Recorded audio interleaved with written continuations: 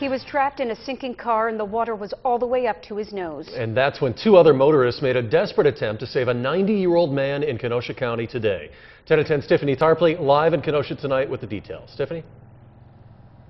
Yeah, and this all happened near a country road, so luckily those two men were in the right place at the right time. These pictures show part of a dramatic rescue after a 90-year-old man lost control of his station wagon and ended up submerged in a Kenosha County river off of Highway 142.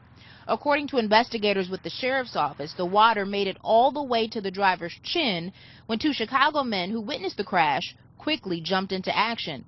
I spoke to one of them over the phone.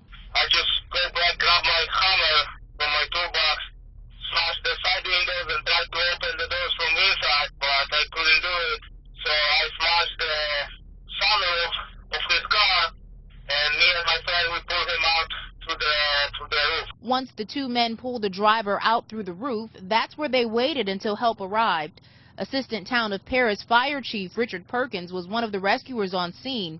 The town of Bristol also stepped in. Basically making sure the scene was safe, the car wasn't going to shift.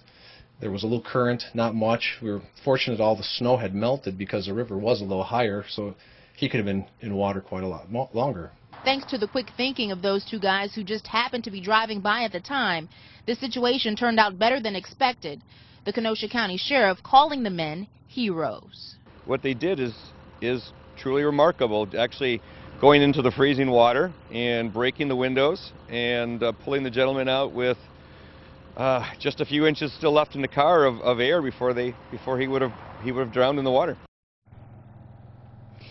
Now, that elderly driver was taken here to St. Catherine's Hospital in Kenosha, luckily with only minor injuries. Law enforcement says he had some bumps and bruises and just had to be warmed up. Reporting live in Kenosha County, Tiffany Tarpley, 10 at 10. All right, thanks, Tiffany.